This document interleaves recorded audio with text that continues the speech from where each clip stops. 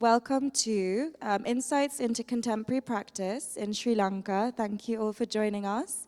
I'm very lucky to be joined by Liz Fernando and Mahen Perera. We'll be talking about their contributions to the exhibition you'll see in the Lionel Wendt Art Center, curated by Mariam Begum, and also how they share a close friendship. Since they share a close friendship, the conversation will delve into their perspectives on what is contemporary, what are the shared experiences they've had or the different experiences they've had in relation to their art practice and the art ecosystem, and offer insights into their distinct approaches towards materiality and conceptual framing of their works. Before I start talking about their wonderful bios, I want to thank you all for joining this talk, presented for KALΑ in association with the Lionel Wendt Art Center, and sponsored by founding platinum partners CAL, Paradise Road, Cinnamon Life, Wijaya Newspapers, gold partners Chatham Luxury, and silver partners Mala Yamey and Wine World. The KALΑ times ASAP talks are supported by the Faisal and Shabana Foundation. So I'm going to start with Liz. This is no order. So Liz is an award-winning fine artist and photographer. She's a graduate from the prestigious LCC photography program, University of the Arts, London. Fernando's work mostly finds its roots in conceptual research. She was born and raised and entirely educated in Europe.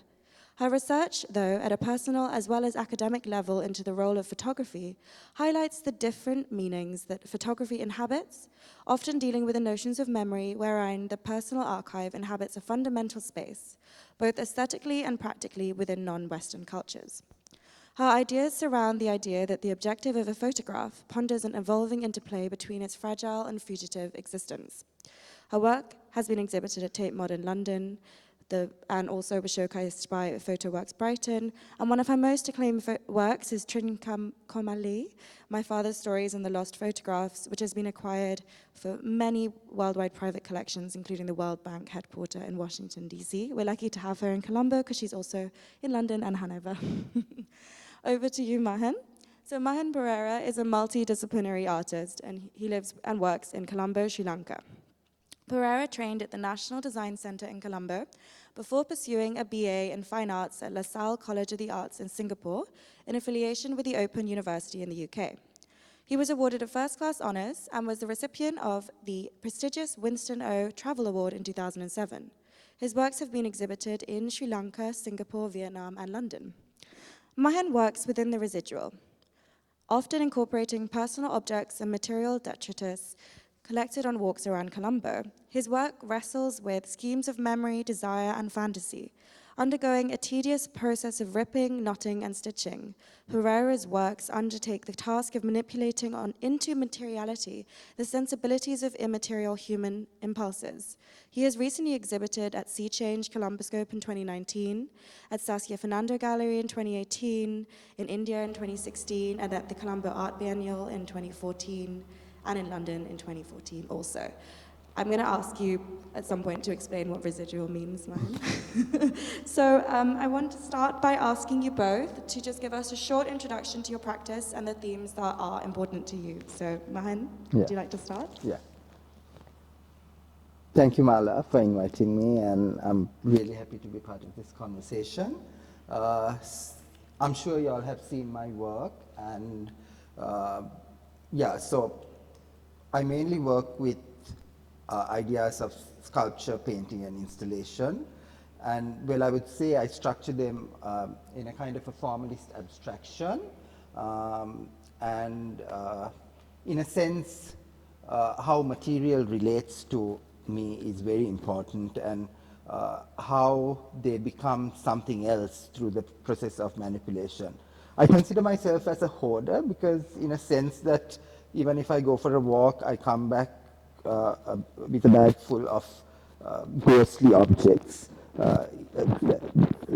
There's this kind of obsession to kind of carry something from the streets and bring it back to the studio. In that sense, I would want to look how the forms are, even about their material histories. There's a sense of empathy I would feel towards these materials, because look at them as almost human negatives, or even kind of, I would say, dead bodies, because they have a certain kind of materiality that relates to a certain interiority of myself. Yeah, sometimes the objects provoke me to kind of carry them because they, in a way, they seduce me. They resonate a kind of desire or a fetish that makes me want to take it back. Yeah, so I think the whole idea of collecting materials are not new to me because it's like very natural because my father and my brother, they are all antique dealers, and also I still can remember when my father had a second-hand furniture store, and I still remember after school I used to come home so excited to help him restore furniture, you know. So in a sense, I feel that kind of reimagining these narratives through these collections. I mean, I'm not collecting antiques from the streets, but I'm collecting these residue. Yeah, in that sense, I'm reenacting myself on this. So I think the whole idea of collecting and manipulating objects, in a way, I feel that I kind of unravel narratives of my selfhood, and also they create like a platform for me to understand other ecologies and bodies and spaces that surrounds me. So yeah, I think Mala, it's almost very therapeutic to me. Therapeutic in a sense, it's not like rote habit. It's not just finding something and manipulating. There's a sense of resilience that I'm looking at, because when I collect objects, it's not just, there's a sense of automatism and a strangeness to the experience, but it goes through a process of erasure and consideration that is much more about myself, and because I treat them as bodies, they are not merely bodies, but bodies that wants to find other bodies in them, you know. Yeah, so I think that's kind of what I do in a nutshell. Yeah.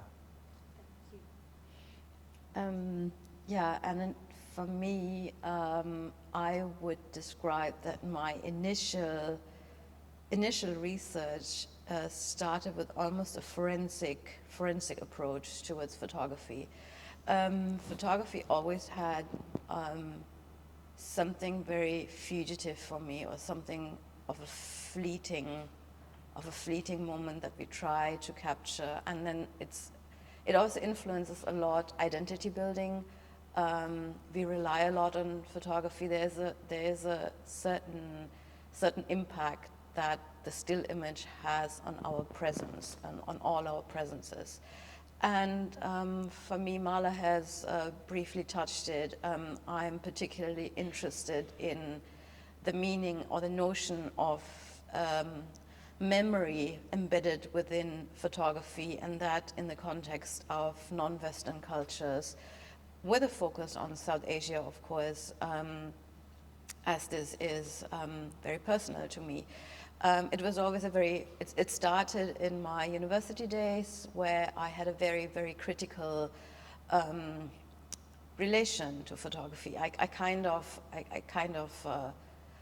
studied it, but I kind of also tried to push it away from me, because I was in a way not really happy or not content in the way how the medium is being juxtaposed in terms of anthropological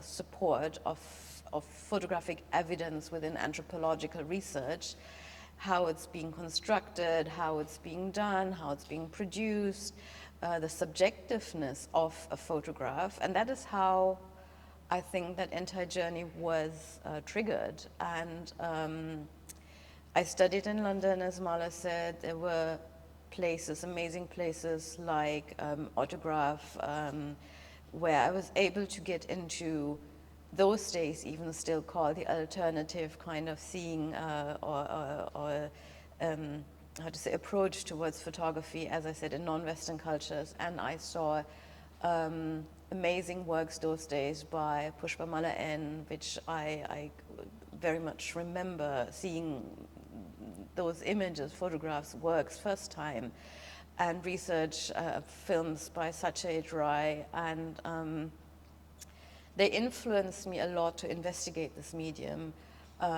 in terms of my own identity building, in terms of a regional identity building. That sounds quite grand, but I always felt there is a need to kind of unravel this, as I have a diasporic upbringing, I have a diasporic identity, and it's also not something artificial, it's not something made, it's part of me, and I cannot even erase that. And it helped me in my practice to get into examination of this. How does visual resources, visual archives, how do they influence my presence? How do they influence the presence of entire societies? And that is, I think, the foundation of how all this, what you see behind me, started. Yeah. Thank you both for your really generous insight into your practice, and we'll delve more in this conversation. So I know you both have, in your bios, I mentioned that Mahen studied in LaSalle in Singapore, and you've obviously had a very diasporic identity, and you live between places. So I'm going to pose you both different questions, because I think they're different, they should be different. So I wanted to start, Mahen, I know in conversations we've spoken about what changed once you went to Singapore, and what did you come back with? How did your practice change through your experience in Singapore? Well, I think I went to Singapore in 2003, and then I got enrolled in LaSalle. I think it was very important, I would say, not merely LaSalle, but just going from Sri Lanka to another country and think, I mean, when you start thinking from a different space, you also perceive things differently. And of course, LaSalle was very much pivotal to my change, because it was such a liberating experience at LaSalle. The school was, you could actually do anything you want, and I had to kind of unlearn what I was doing in Sri Lanka, because there were so many things that I was accustomed to do, but at LaSalle they just gave you the freedom to do anything. And I feel, I mean, that's where also I started to think about painting in a very critical way, and the trajectory completely changed during my LaSalle years, because initially when I was in Sri Lanka, I was doing painting, and then I was mostly doing figurative works like architectural drawings of facades. But then when I was in LaSalle, I was getting a bit bored of it. And then I thought, I just started washing my canvases, almost like washing my clothes. It was kind of strange to me, but the whole idea of washing and erasing, almost like an iconoclast act of just erasing what you paint on the canvas. And then I realized after washing, I just hang them, or I just used to prostrate it on the floor. Then I realized the conversation was better, and also the process of making something was much more interested than the pictoriality that I was representing on the surface. So in a way that totally changed how I worked.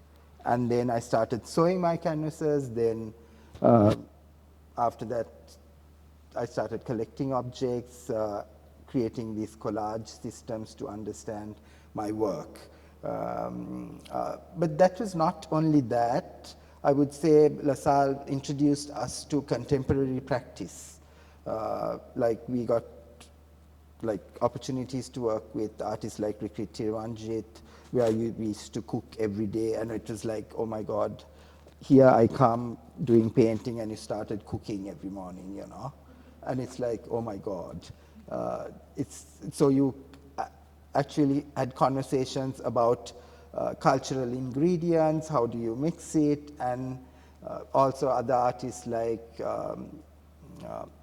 Wolfgang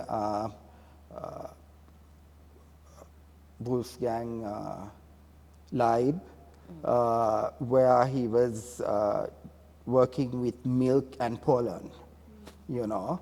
So it introduced me to an array of mediums and materials, and that was totally, I mean, it really opened up the way I used to work. Yeah. And when you came back, you realize and you see the space completely different. Yeah. Before I move on to Liz, were the works that I was talking to you about with you ripping the wall, was that after Singapore? Yes, it was, Okay, yeah. cool. That helps to understand a bit more. So Liz, one of my questions, and I know that diasporic identity is very important to you, is how do you relate to that term as an artist working between London, Munich, Munich? Hamburg. Hanover? Hamburg. I got it. Germany. Okay. And Sri Lanka. And what does diaspora mean to you? Maybe it's helpful for an audience, most people will know what diaspora means, but just to kind of define it and then unpack it in terms of a personal relationship to it. I briefly mentioned it. I think my entire approach to, or my practice is coming to terms with this idea of diaspora. It's a very, I always describe it as a very vague being, or a very vague, ambiguous upbringing, never knowing where exactly. Sometimes people ask me, where's home? And I said, home is anywhere, nowhere, and somewhat. And I think when discussing with diasporic communities, going into diasporic research, this is very common. It's not something which is kind of individual to me or something. So the main difference here is that I think as a practitioner, I'm able to visualize maybe this emotion, or as I said, this insecurity also, which comes along. Which I always understand as a privilege, that I'm able to visualize it in the sense that I can open it up to public, I can open it up in talks like this today, whoever is happy to listen, and also trigger for other practitioners maybe to open certain channels here, because yeah, as I said, it's something very, very personal. I mean, whatever we do is always personal. There is no discussion about it. But in the end of the day, I always felt in the Baudelairean sense that whatever I leave here, I'm responsible for it. And I felt, as I mentioned it, the diasporic being is always something that is also controlled by certain elements. It is controlled sometimes by migration, it is controlled by civil war, it is controlled by economic failure, it is controlled by so many factors that finally amalgate in our presence. And how do we respond to it? And I chose the way of photography, and I chose the way of, or the meaning of memory embedded in this. And you see it also in my actual work that you see upstairs now, which has the title Passage of Time, and working with archival imagery, where I source my presence from, because all of us, we source to a certain extent our presence from the past. And that also we do because of the power of image due to photography. But since I'm exposed to, or I have the freedom to engage much more in my practice than, let's say, the usual being, I chose to investigate this to maybe, as I said in the beginning, coming to terms with certain voids in biography, certain voids in questions of upbringing, and I'm not trying to do this. I have, of course, the individual perspective, but I'm always trying to find more or less a universal approach to this, because, as I said, I'm not the only one who has these questions, but I'm one of the few privileged ones who can examine this again, in a very individualized way. And yeah, so this is what it means to me. Diasporic being is a lot of insecurity embedded, yes. I can relate to Yes. that a lot. And when we talk about these categories of diaspora or being Sri Lankan, or even what this talk is titled, contemporary, we can use these terms a lot, and I mean, as the talks have been going over KALΑ, you have the 43 group, you have the no order group in the 90s period, but what is this period now? What does the contemporary mean to you both? It's a big question, I know, but we've had few discussions before, and I don't know who wants to start. Do you want to start, Mahen? Yeah, of course. Okay. Well, I think contemporary is such an abstract thing. I wouldn't want to kind of give it a proper form, because it relies on such precarity and precarity of the moment. And I think I feel that it kind of questions a very strong internal emotion that struggles with one's own DNA, and also with the cultural contexts, like socio-economic or socio-political contexts. But it doesn't also mean, it's almost like a symptom that prevails in the moment, but it doesn't mean that it's in the moment, but it also questions the past and the future. It's not only, because nothing could grow in like a tabula rasa, you know. So I think, I mean, when you also look at Lisa's work, it's interesting to see how she looks at archival material and she questions the context of photography today. So even for my work, I use old random materials and then manipulate them to almost create a kind of a future archaeology. So in that sense, contemporary is so loose in that way, yeah. I would also describe it atomic. It's very undigested. And now I felt, listening to the talks, building up to our one today, we are like the aftermath of all of this. And we can right now not define, for example, Mahen, how the two of us relate. Let's say just sitting here. Yeah. Maybe we look into this in 30 years or whatever, when it's digested, in the sense like what we have seen yesterday about no order group, 43 group. So we kind of, we have research, we have, we have retrospectives, we can juxtapose material, we can juxtapose production, biographies, which in our sense, I mean, as we speak, we are producing. Yeah. So it's very difficult now for us maybe to look back 10, 15 years and say, like, where's it? We of course, we are able to trace the roots. We're able, as I said, also, I mean, whatever happened, like the past is influencing, of course, history of arts, history of being influences, but yeah, it's very undigested. It's very much happening, as I said, as we speak, yes. Yeah, I think that's very true. But it's undigested, but I always feel that contemporary focus towards a certain kind of a future, right? Because it's always, we want to imagine that. Ideally, Yeah, I mean, ideally, yeah. it's kind of it's future centric. It's progressive. It is. Yeah. It's also very Even when free. you are using materials, Yes. you want to question materiality in Yes. its futuristic context. I think also it's very, it gives us a lot of freedom. So that's what Yeah. I feel. So it's not Totally, really yeah. like embedded into any ideology. It's not embedded within any theory.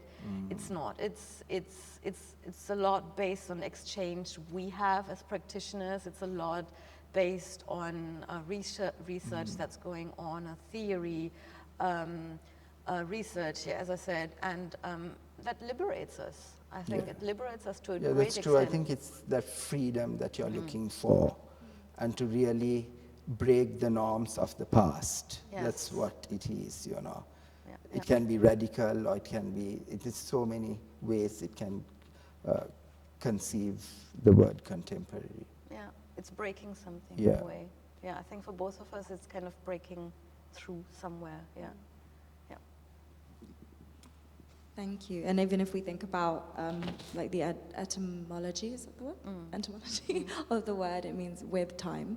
So I think, as you said, of future archaeology and the atomic, like it can be past, present, or future. And I think that's what both of you unpack a lot in your practice.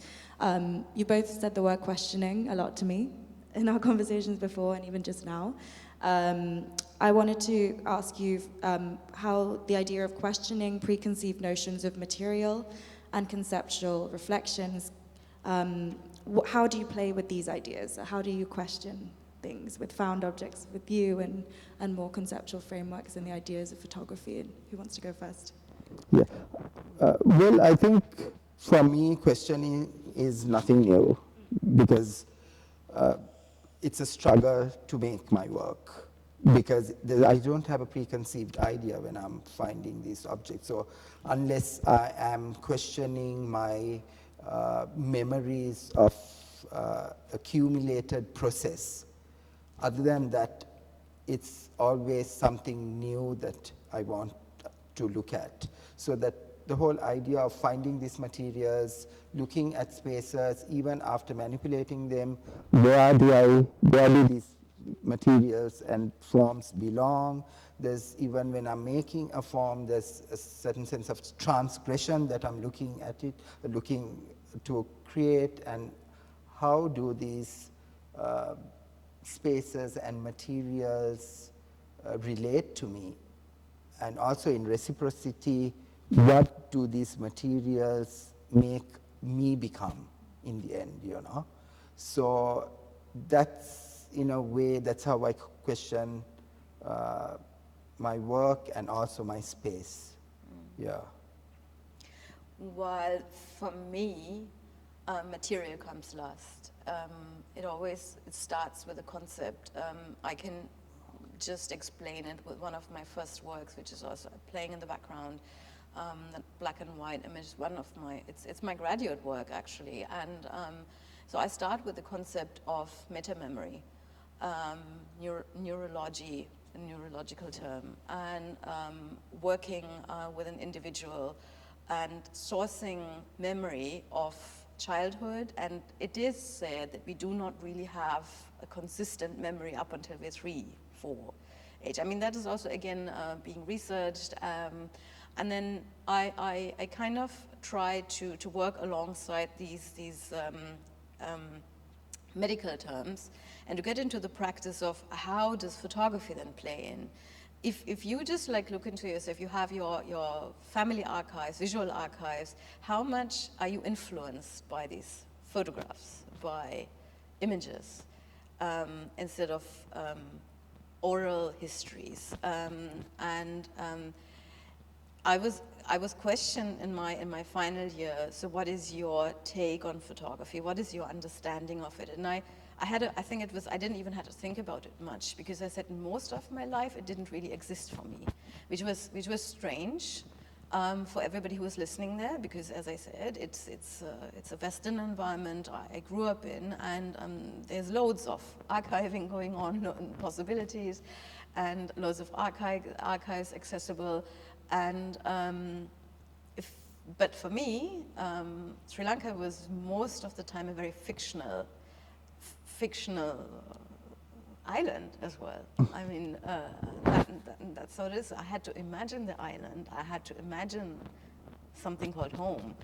And photography played a pivotal role in this, because of course I had photographs. At the same time, I tried to trace now the past, which was not possible, because many childhood photographs of, for example, my closest relatives, they didn't exist anymore because of the term of hydrolysis, which is very much the source of my practice. Hydrolysis is a chemical process that where humidity reacts with material and destroys it. So we're all aware, we are living in the tropics here, we have, I think, more than 90% humidity here, and it destroys materiality. And coming to terms with that I didn't have access to certain things, again, goes back to that insecurity that builds up. So my initial response was, photography does not exist for me, and it is also not important for me.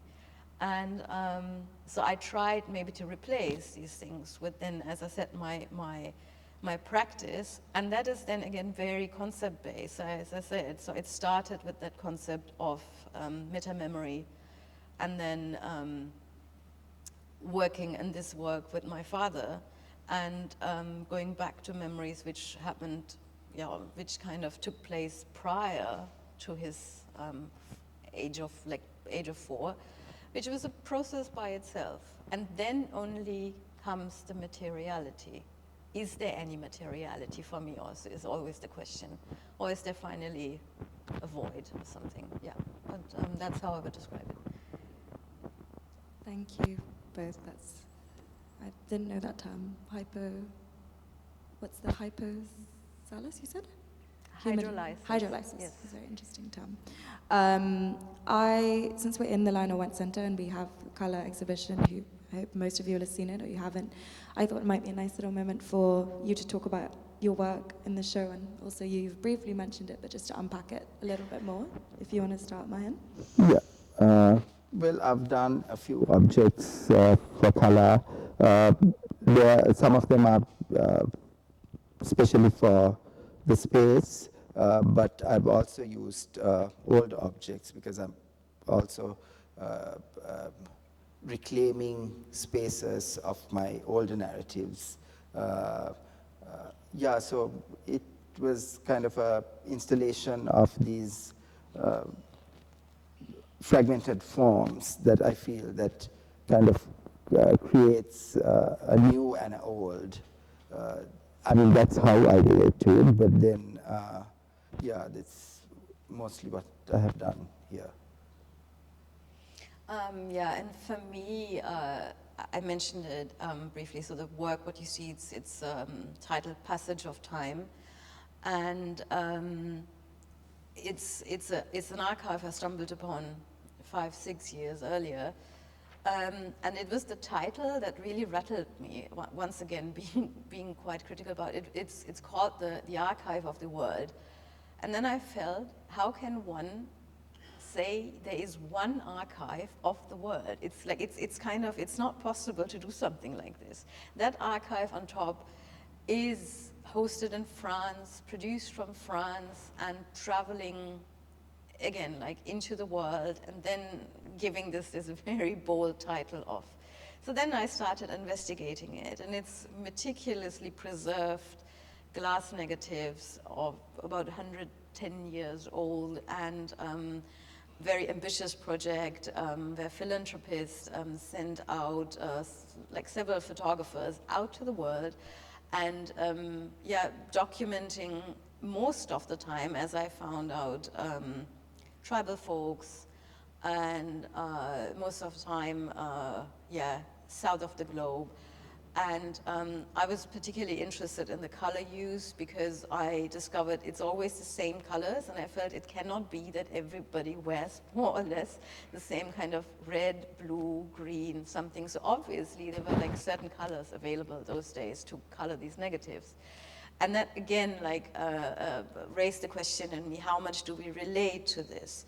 And what I did is I started then in several chemical transfers and triple layer transfer to artificially destroy these archives. That was still having a reference to it because of course we do not see torn images, but the outcome of it was that I still believe we have to be much more sensitive with approaching these archives, which again have bold titles like this, and then sourcing presence from this, and having it more ambiguous, having it more open, having it maybe back to the state how it maybe would have been able to preserve if it should have stayed here. I mean, I'm showing images up in that collection upstairs from Ahmedabad. I don't know what should have happened if these images would have remained in Ahmedabad, if they would have been still there or not. So it's a lot of embedded questions there, again, starting with the concept of it, about preservation issues, about matters as such. And then again, so what you see here is my approach to this, as I said, like almost, destructing the image or dissecting the image, yes. So.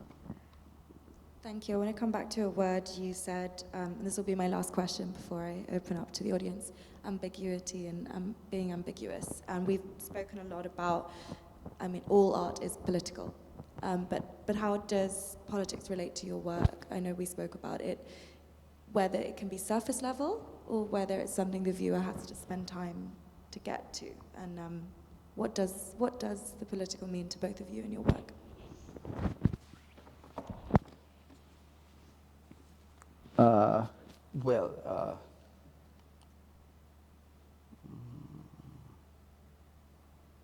Well, I think the word political is, it can be looked at in two different ways, I would say. You could have overtly political connotations, or you could, if you are questioning your work materially, or if there is a kind of resilience about a question, I think that also can be political in that sense. So I feel that it's also important to have the other side of the coin also to get a chance to be seen, rather than, I mean, especially in Sri Lanka, we used to see a lot of political work. And then, I mean, when I went to Singapore, that never, affected me in that sense. So there was a space that was created to really deeply look into myself. And then I realize, yes, I mean, something that you are naturally doing also can be political. And that's it, yeah. So I think, We discussed it before. I think whatever we do, there's nothing which is not because political. your body is political, Yes. so anything that we do is political. Yes. Yeah. The way we are is political. Yeah. I mean, we are all results of certain zeitgeist we are in, and it's also sometimes the way how we are being put in, like, that's not us who are going to do it, but like, what's the context of the years we are producing our work, of the decades we are producing the work. So it's obviously not something that we kind of can shed away from or say we are not political or something, because so everything, so in my terms, of course, it's a certain rejection of facts that I try to artificially put away, maybe build my parallel universe, I don't know. So it's something that that I feel certain empowerment, yeah, to say I have a certain ability to respond to something. I grew up in an environment that was heavily influenced by Cold War politics and separation of a country, and a country that was still coming to terms with what happened 70, 80 years ago. So and that also kind of related to a lot of, I didn't have first-hand experiences. I just had, again, like images to refer to. And that was for me then, while you also referred to Sri Lanka, of course, going through decades of different challenges, saying the least. That is the same for me. I mean, being in a different continent or something. So I think we're all, we're all born alongside this, into something like this. We are, to a certain extent, not able to change, to manipulate, even if we wish. But then, as I said, in this parallel universe that we have, we are able to do this. Yeah. Thank you both for being so generous, both with your time today and with me in private settings. Does anyone have any questions in the audience? I'm just going to give Lasita a mic.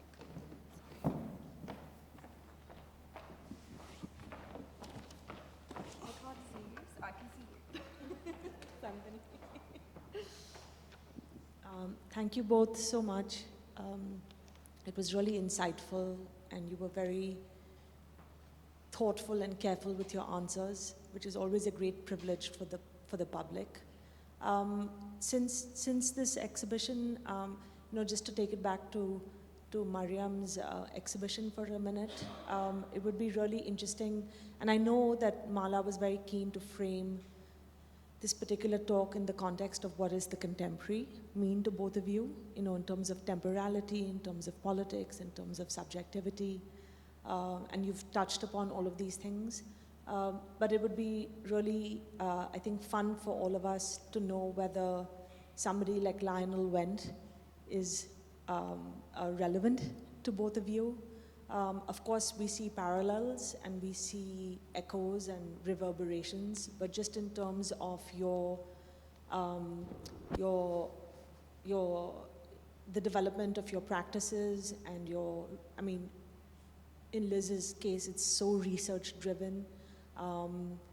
But just whether Wendt is somebody that you have actively thought about, or whether his notions of subjectivity, interiority, gender, identity, place, landscape, archive, memory, all of these things that the two of you have so richly touched upon, whether he's still this kind of seminal figure who has appeared in your lives as you've developed your practices.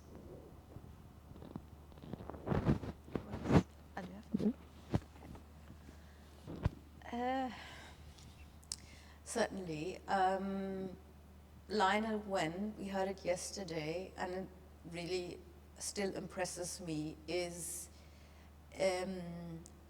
from a region of the world where this medium does not derive from photography, is representing one of the best-selling artists or best discussed artists within the global art market. So that is one point that I reflected upon yesterday after the talk. One side of the coin. The other side of the coin is just saying in terms of how do we take this medium serious in this region, looking into economic values. In terms of content, for me it was very critical when I first approached Lionel Wendt's oeuvre, in terms of course, that an eye is sense, again, it's zeitgeist.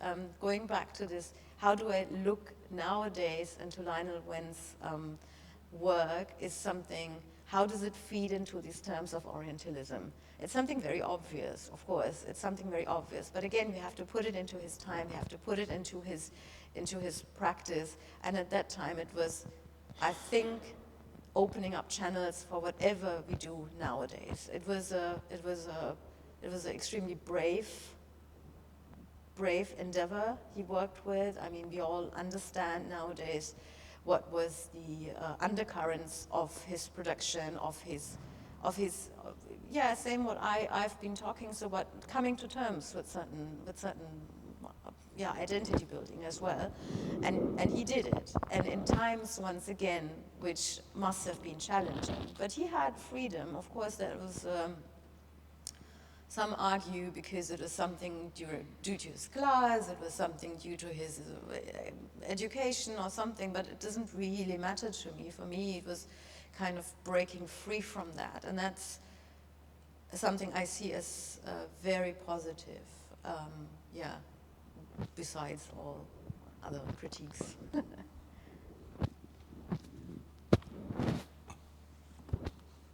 Well, for me, I think Lionel Wendt inspires in a totally different way to what you are saying, because I'm more material, I'm more visual. Also, as a queer artist, I could relate to Lionel Wendt through how he kind of creates these speculative spaces. And also, there's a sense of fragmentation that I feel that I'm drawn to in a way that the whole idea of object, abject, the grotesque and the mundane is being kind of juxtaposed in a sense that to me, I feel that it's almost like home, because there is a kind of resonance to who I am, and that itself makes me inspired to feel that he has already created a space that is comfortable to look at, you know. And that is really difficult in today's context, where even my work, why am I erasing in the process of making? Or why am I trying to find almost like archaeology, going back, not forward, you know, towards memory, nostalgia, and the whole sense of getting an object which has a representational value and then trying to make it something else is also about finding a space. And I think Lionel Wendt's work is kind of inspiring to me in that way, that how he has created a narrative that you could easily and comfortably move and also understand how at that point of time how he also would have been questioning his own space. Yeah. Do we have any other questions? There's one. I think that'll be the last question. Thank you so much. So this question is for Liz. When you use the older photographs, you said they're from your family albums, do you attempt to make a connection with the people in the pictures? For instance, the photograph that you worked on with the gentleman and the two female figures. Have you tried to establish some connection to find out who they were and which, what their ethnicity was? I'm asking this in the light of, we know that a lot of the colonial portraiture has actually been staged, and sometimes, they're actually satisfying the curiosity of people in England or wherever it was. I mean, a lot of Edward Hornell's ones were actually staged, especially the ones on tea plantations and all of that. They weren't just random pictures.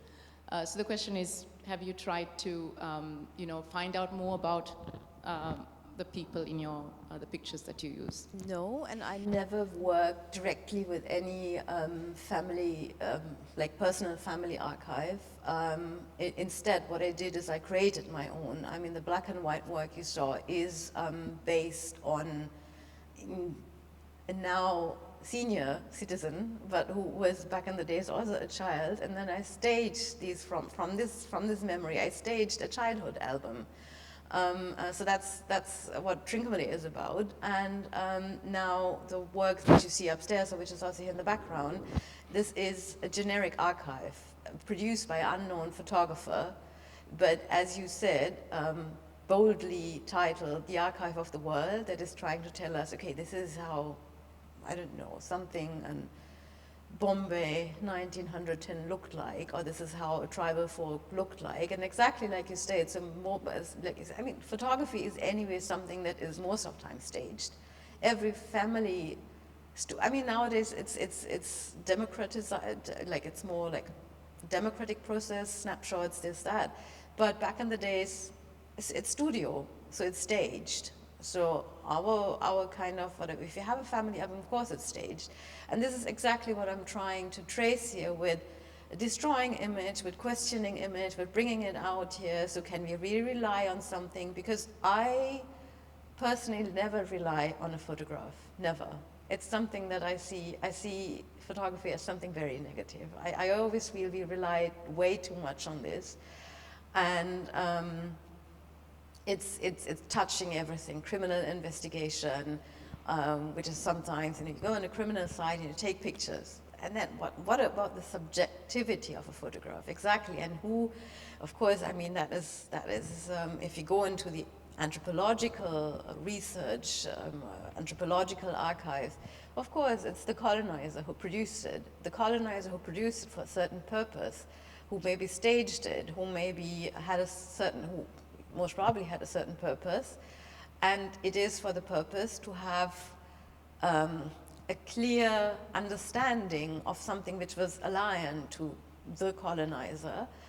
And it also is traceable how this categorizing is then, of course, influencing caste-driven societies as well. So there is a lot of research going on this. And so what I'm trying to do, so I will not find a universal answer. So I'm not saying that I'm the one who's capable of answering all of this. It's just sometimes, giving a small hint to something which could be much broader. So that is all I can do. And I'm also just at the beginning. But yeah, it's an investigation that I'm trying to open up to everybody who's happy to join this. Yeah. We might have time for one more, if there is anyone in the audience who can. I can see if I do that. Sandhini, do you want to ask one more question? Okay, one more question from Sandhini, and then we'll wrap up. Thank you. Spend another hour asking questions. I'd love to know how you both relate to the body, specifically, because of course you've both used the word fragmentation, and you've both, it's interesting because Mahen's mentioned how the object and working with the object leads to a certain kind of interior speculation and discovery or questioning. And Liz does it through a kind of fragmentation and disappearance of the image of the body. And it's just interesting on a psychological level what's going on here. And I don't know whether you would like to speak about this, but I think it would be just very interesting because I think that the kind of substance of this discussion is to talk about process. The process that you both undergo in terms of the material transformations of what you're making, of course, is very interesting, but it's also a process that you are undergoing in your selfhood. And if you'd like to just say a few things about that. Yeah, I think it's a very interesting question because though it is, for me, like you said, it is an extension of my interiority. There is something really corporeal about it.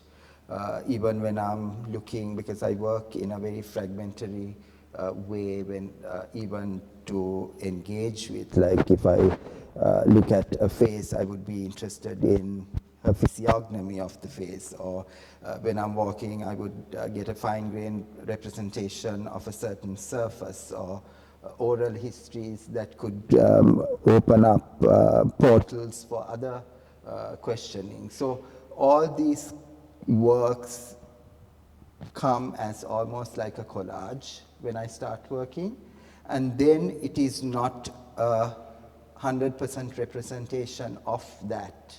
It is how I kind of imagine or speculate these things internally, because I think the whole idea of me manipulating is an internal thinking, because it's the way I do it is very pathological, I would say, because it's the body, it's another body that I'm treating for it to become something else. So I think, yes, it has a very visceral way of connecting, and it is actually telling about what is actually happening to your body through these materials. Yeah. It's a very interesting question, and I keep contemplating about it, because I think for me, to a certain extent, is to have the body as something very physical, a body that I'm leaving sometimes.